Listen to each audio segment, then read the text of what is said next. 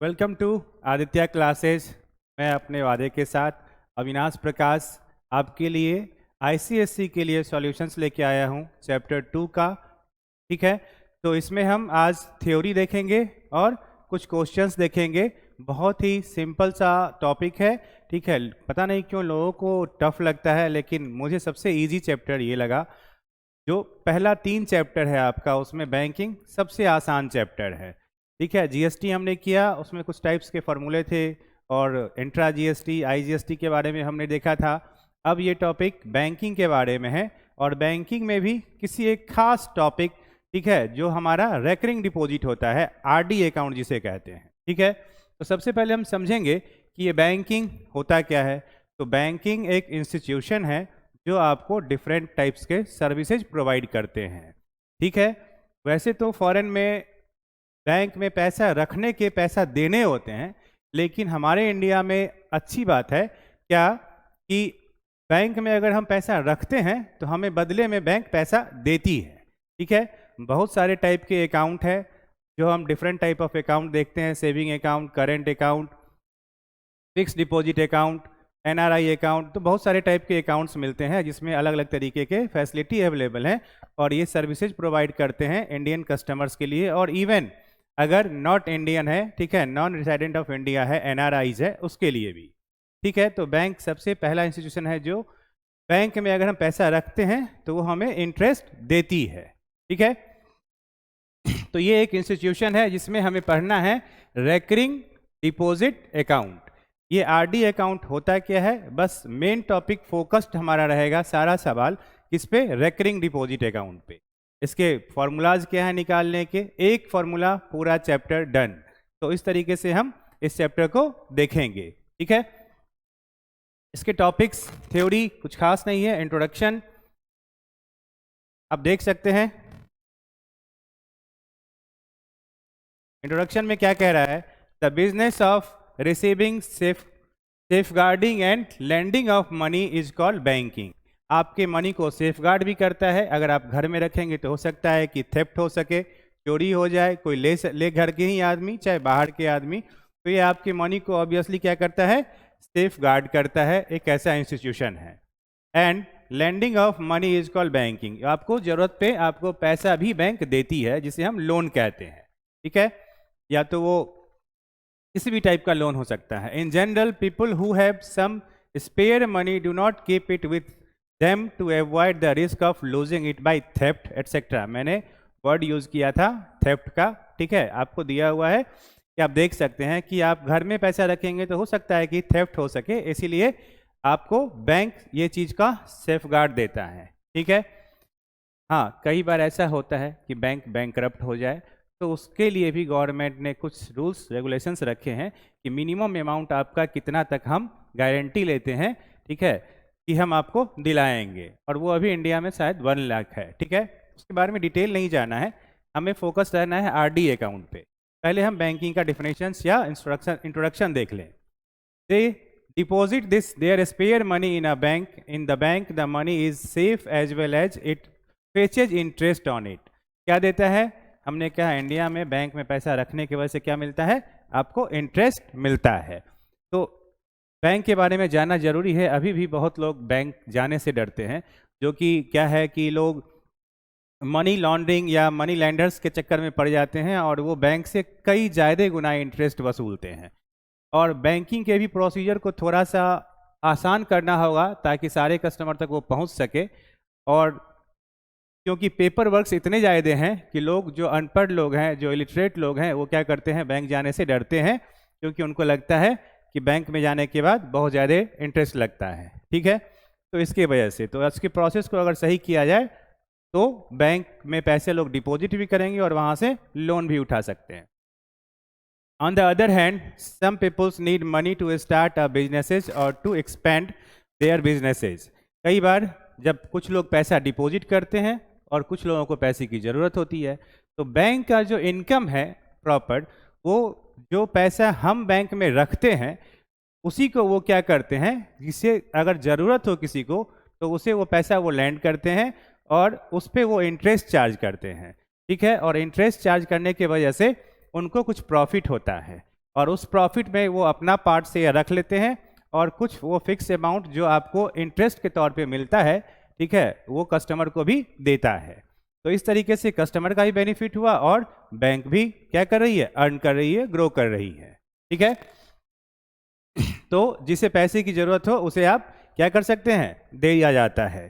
To expand their businesses तो they borrow money from the bank at a nominal interest on it. बहुत nominal interest, depend करता है किस type का loan है, हर टाइप के लोन का इंटरेस्ट रेट अलग अलग है, तो उसके अकॉर्डिंग हम इंटरेस्ट पे पैसा बैंक से ले भी सकते हैं। ठीक, चलें आगे। आपको अगर लिखना हो इंट्रोडक्शन लिख सकते हैं, लेकिन इसकी ज़रूरत कम पड़ेगी।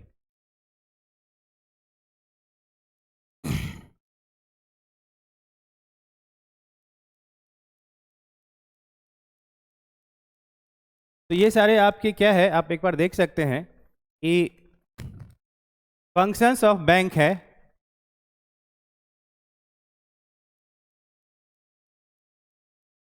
Thus, a bank is an institution which carries on the businesses of taking deposit and lending money. पैसा देती है और लेती भी है, ठीक है। तो ये आपके फंक्शंस ऑफ बैंक है जिसके डिटेल्स दिए हुए हैं आपके चैप्टर के स्टार्टिंग में, ठीक। ये भी पार्ट आप देख सकते हैं क्या है, receiving money from the depositors. Depositors हम हुए जो पैसा जमा करते हैं, बैंक उससे क्या करती है, मनी रिसीव करती है, ठीक है।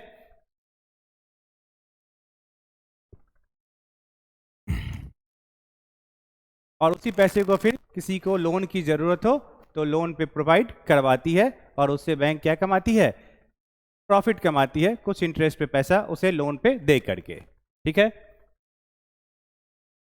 और भी बहुत सारे सर्विसेज हैं। ये अदर सर्विसेज में क्या क्या है ये ज़्यादा इंपॉर्टेंट है, ठीक है। देखिए, the general public, the government etcetera, now a day a maximum number of salaries person got there salaries through the bank. Maximum लोगों की सैलरी कहाँ मिलती है, बैंक के थ्रू, डायरेक्ट ट्रांसफर कहाँ हो जाता है, बैंक अकाउंट में। Banks help in transferring money from one places to the other. In big cities the school fees, different type of bills, government loans, instalment,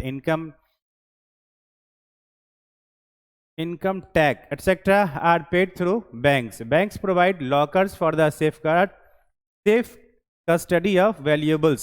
देखिए, ये लॉकर क्या होता है, इस बात को अगर हम समझें तो आपके पास अगर कोई ज्वेलरी है, गोल्ड है, या आपके पास किसी भी तरीके का बहुत वैल्यूएबल चीज़ है जो आपके लाइफ में बहुत ज़्यादा इंपॉर्टेंस रखता है, जो खास करके इकोनॉमिक पर्पज से अगर कहें, तो उसके लिए आप बैंक एक लॉकर फैसिलिटी प्रोवाइड कराती है, जहां आप कुछ मिनिमम फीस दे करके वहां आप अपनी चीज़ों को रख सकते हैं, सेफ गार्ड कर सकते हैं, ठीक है।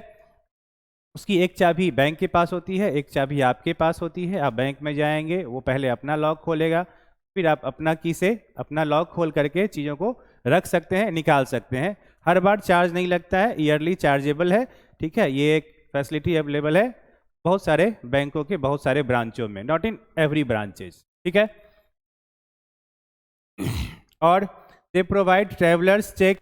ट्रैवलर्स चेक एक टाइप का चेक होता है जो आप किसी भी सिटी में यूज कर सकते हैं। पहले ऐसा नहीं था, अब ये चेक जो है लगभग सारे बैंक ट्रैवलर्स चेक ही देते हैं, क्योंकि पहले अलग अलग टाइप्स के चेक होते थे, अभी भी हैं, लेकिन अब लगभग सारे चेक्स क्या है, ट्रैवलर्स चेक ही जैसा मिलता है बैंक के थ्रू, ठीक। फॉरेन करेंसीज एटसेट्रा, फॉरेन में भी आप क्या कर सकते हैं, एक्सचेंज कर सकते हैं मनी को, to benefit tourist and travellers. ATM cards, debit cards, credit cards, etc. are some other facilities provided by the bank which are highly beneficial to the other. और आजकल क्या आ गया है, ऑनलाइन पेमेंट का सिस्टम आ गया है, वो भी क्या, बैंक से हम चीज़ों को लिंक कर सकते हैं। पेटीएम खुद में भी बैंक है, पहले नहीं था, तो भी ये बैंक से लिंक करके अकाउंट को यूज हम कर सकते थे, ठीक है। वीम ऐप है, पेटीएम है, बहुत सारे अपने अपने प्लेटफॉर्म्स जो ऑनलाइन के हैं उनके अपने पेमेंट सिस्टम है, और वो कुछ परसेंटेज बहुत कम चार्ज करती है और आपको फैसिलिटी प्रोवाइड करवाती है। तो ये सारे फैसिलिटीज़ है बैंक के द्वारा आपको मिलता है। टाइप ऑफ अकाउंट, मैंने आपको पहले भी कहा था कौन कौन से टाइप के अकाउंट है। प्रोवाइड्स क्या गया, out of the various type of account deposit scheme provides by the bank, we shall confine our discussion to the popular and most commonly used bank account, namely recurring deposit account. आपको mainly जो focus करना है वो इस type के account पे focus करना है, जिसे हम रेकरिंग डिपॉजिट अकाउंट कहते हैं। ठीक है। रेकरिंग डिपॉजिट अकाउंट में होता क्या है कि एक पर्टिकुलर इंटरवल पे, मोस्टली आपको मंथली कह सकते हैं, क्वार्टरली कह सकते हैं, हाफ ईयरली कह सकते हैं या ईयरली, आप एक fix amount fix interval of time के साथ जब बैंक में डिपॉजिट करते हैं तो उसे हम रेकरिंग डिपॉजिट कहते हैं। वर्ड से ही हमें पता चलता है रीअकरिंग। रेकरिंग किससे बना होगा? री और अकरिंग से, जो आपके अकाउंट में रीअकर कर रहा हो। तो ये जो है रीअकर से बना है रेकरिंग। तो बार बार अकाउंट में एक टाइप की चीजें अगर हो रही हो, रीअकर हो रहा हो, तो उसे हम रेकरिंग डिपॉजिट स्कीम कहते हैं। अकाउंट एक टाइप का अकाउंट है जिसमें हम हर इंटरवल में, एक फिक्स इंटरवल में फिक्स अमाउंट ऑफ पैसा डालते हैं और उसके बदले बैंक हमें इंटरेस्ट देती है। ठीक है। रेकरिंग डिपॉजिट अकाउंट के डिटेल में और हम पढ़े तो क्या कह रहा है? Under this scheme depositors choose a specified amount, एक स्पेसिफाइड अमाउंट, एक फिक्स अमाउंट जो है आप जमा कर सकते हैं, and deposit the amount every month for a fix period. Her month एक फिक्स पीरियड के लिए, 5 ईयर के लिए, 10 ईयर के लिए, जितने साल के आप चाहें बैंक को कहेंगे उस हिसाब से वो आपका रेकरिंग डिपॉजिट अकाउंट खोल देगा। और जब ये सम, एक तरीके से समझिए तो आप कुछ पैसा सेव कर रहे हैं, जो कि आपको ऐसे सेव नहीं होता, लेकिन अगर आप रेकरिंग डिपॉजिट को अगर अपने अकाउंट को, सेविंग अकाउंट को लिंक कर देते हैं, या हर महीने रेकरिंग डिपॉजिट अकाउंट में कुछ पैसा फिक्स कर लेते हैं कि इतना हमको बचाना है, तो इस तरीके से एक सेविंग की हैबिट बनती है जो कि हर इंसान के लिए बहुत ही वैल्यूएबल है, बेनिफिटेबल है। बाद में जब ये लंबे समय बीतने के बाद पता चलता है कि अच्छा हमने इतना पैसा सेव कर लिया है, तो बैंक कहती है कि चूंकि आप हमारे पास सेफ गार्ड कर रहे हैं, पैसा को रख रहे हैं, तो बैंक पैसा को रखती नहीं है, बैंक मार्केट में लगा देती है इस पैसा को और उससे वो इंटरेस्ट कमाती है, और बदले में आपको भी वो वापस कुछ परसेंटेज उसमें से, जो उससे कम होता है, जो इतना वो कमा रही है उससे कम इंटरेस्ट वो आपको देगी। ठीक है। तो इस तरीके से बैंक भी आपको उस पैसे के बदले क्या देती है? इंटरेस्ट देती है। तो आप खुद तो सेविंग कर ही रहे हैं और प्लस प्लस क्या है, आपको इंटरेस्ट भी उसके बदले मिल रहा है। तो इसके वजह से आपको डबल बेनिफिट मिलता है। किस टाइप के अकाउंट में? रेकरिंग डिपॉजिट अकाउंट में, जिससे शॉर्ट फॉर्म में हम आरडी अकाउंट भी कहते हैं। ठीक है। चूज हिम और her at the time of opening this account, this period में वेरी फ्रॉम 3 मंथ, मिनिमम 3 महीने से आप 10 साल तक के लिए खोल सकते हैं। तो मिनिमम जब आप खोलेंगे तो 3 महीने के बाद, या मिनिमम 3 महीने तक आप रेकरिंग डिपॉजिट रहेगा, उसके बाद आप चाहे तो बंद करा सकते हैं, और मैक्सिमम 10 ईयर के लिए ये पॉसिबल है। ठीक।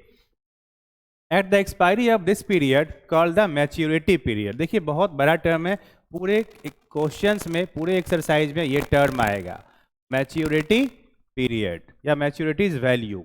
जो टोटल पैसा होगा आपका बनेगा, इसका जो आप जमा कर रहे हैं, प्रिंसिपल अमाउंट जो हर महीने मान लीजिए कि आप 1000 रुपीज जमा कर रहे हैं, वो और प्लस इंटरेस्ट जो हो रहा है वो हमारा मैच्योरिटी वैल्यू कहलाता है। ठीक है। जो आपको फाइनल मिलेगा अकाउंट के टाइम पूरने के बाद, या तो आप 10 ईयर कह सकते हैं या मिनिमम 3 मंथ कह सकते हैं। ठीक। The maturity value of RD account includes the amount deposit by the them account holders together with interest. Maturity value क्या है? विथ इंटरेस्ट कहलाता है। ठीक है। नॉट विदाउट इंटरेस्ट, जो खाली आप जमा किए हैं वो नहीं, इंटरेस्ट के साथ जब आपको मिलता है उसे हम मैच्योरिटी वैल्यू कहते हैं। तो आप बोलिएगा कि सर विदाउट मैच्योरिटी वैल्यू में अगर इंटरेस्ट ना जोड़े तो वो आपका प्रिंसिपल अमाउंट कहलाता है। ठीक है। एन नंबर ऑफ टाइम्स, जितना बार आप जमा किए हैं और जितना हर महीने आप जमा किए हैं, दोनों को मल्टीप्लाई कर लीजिए, आपका वैल्यू आ जाएगा। हमारे पास फॉर्मूला है, आगे हम चल के देखेंगे। with interest compounded quarterly at a fixed rate. This rate is fixed by the Reserve Bank of India. ये जो आरडी अकाउंट के रेट्स हैं कि कितना परसेंट आपको इंटरेस्ट मिलेगा हर महीने, ये बैंकों के लिए आरबीआई डिसाइड करती है। आरबीआई एक गवर्नमेंट बैंक है जो क्या करती है, सारे बैंकों को रेगुलेट करती है, रूल एंड रेगुलेशन निकालती है। ठीक है। तो और वो चेक भी करती है। आरबीआई का अपना अलग फंक्शन है, वो एक बहुत बड़ा टॉपिक है, उस पर हमें जाना नहीं है। हमें अपने आईसीएसई क्लास 10th के लिए फोकस्ड रहना है, जो कि हमारे सिलेबस में जितना पढ़ना है। ठीक। चले आगे। देखिए सबसे इंपॉर्टेंट टॉपिक आपका यहाँ आता है। बेसिकली ये आपका फॉर्मूला है। ठीक है। इसी फॉर्मूले पे पूरा क्वेश्चन बनेगा। आप इसे स्टार मार्क लगा सकते हैं। ये है क्या सर, इस बात को समझाइए।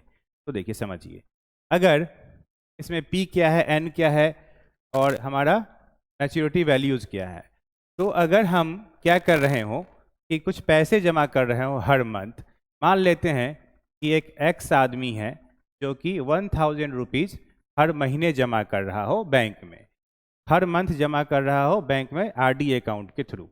तो अगर 12 महीने के लिए करेगा तो कितने करेगा, 12 मंथ के लिए ऑब्वियसली 12,000 रुपीज़।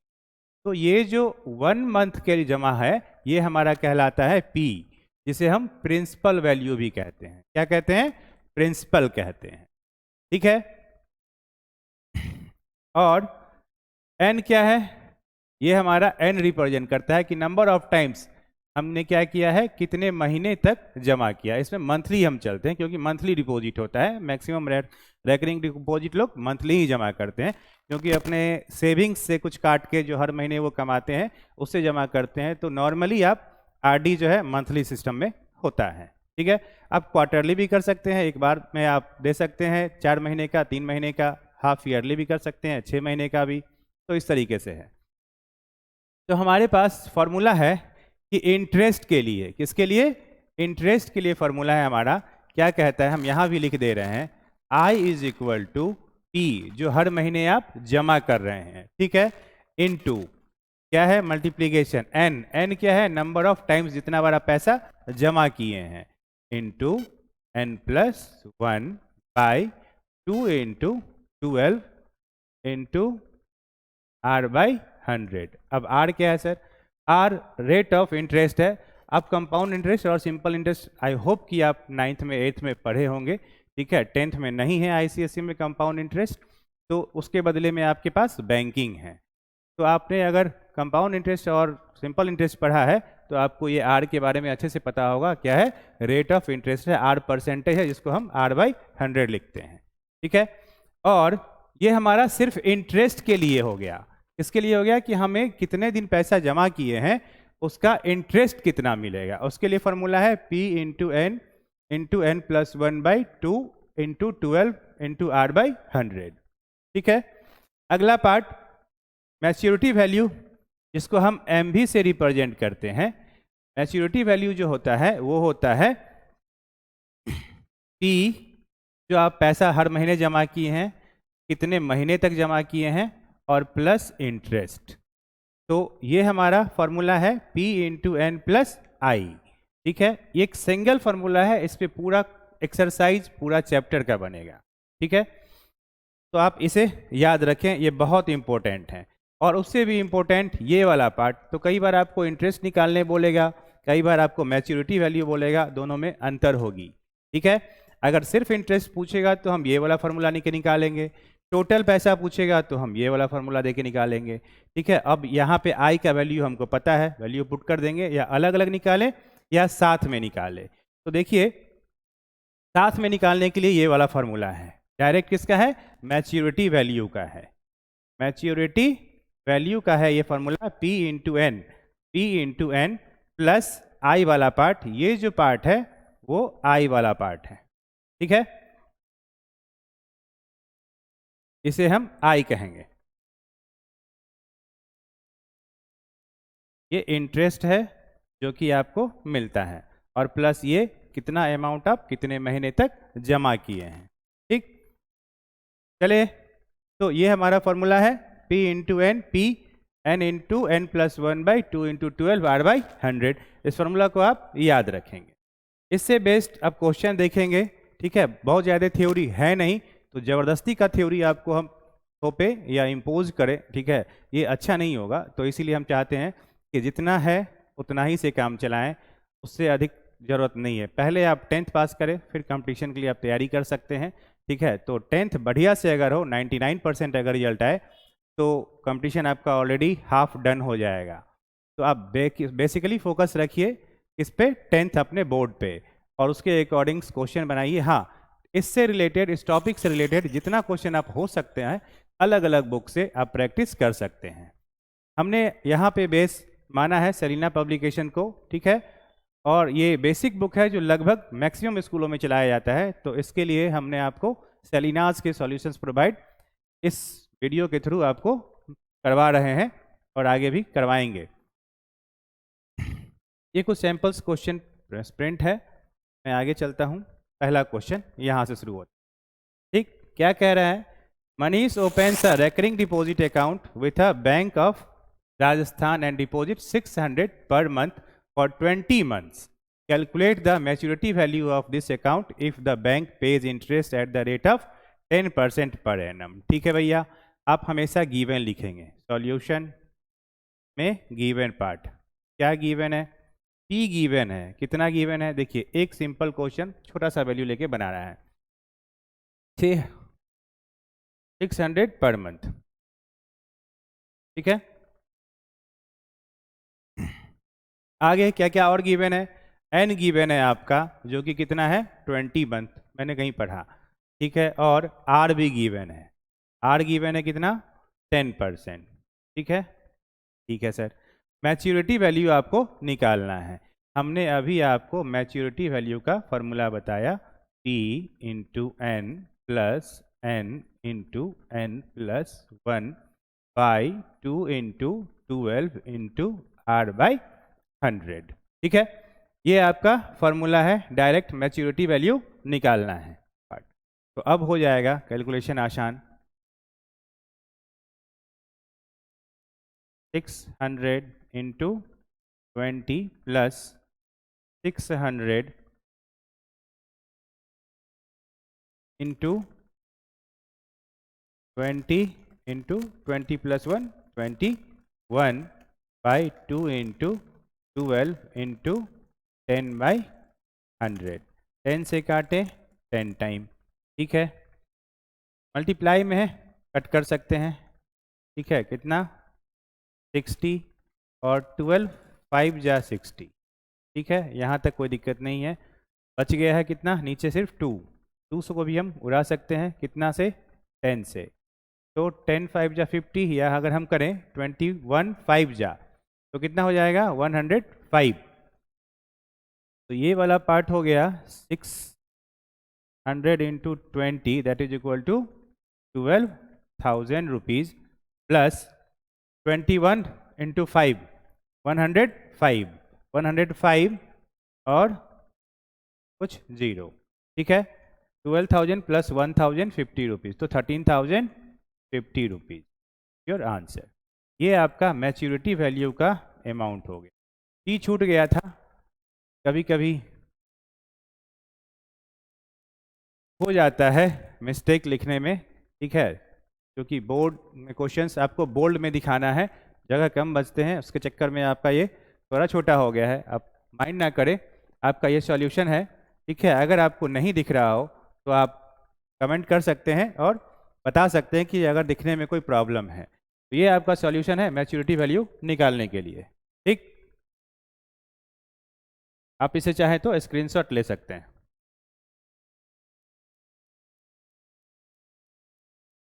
आज के लिए इतना ही थ्योरी पार्ट था। कल से हम डायरेक्ट क्वेश्चंस चलेंगे, इसी पे क्वेश्चन बेस्ड करेंगे। आप बस लाइक और सब्सक्राइब करते रहिए। Thank you.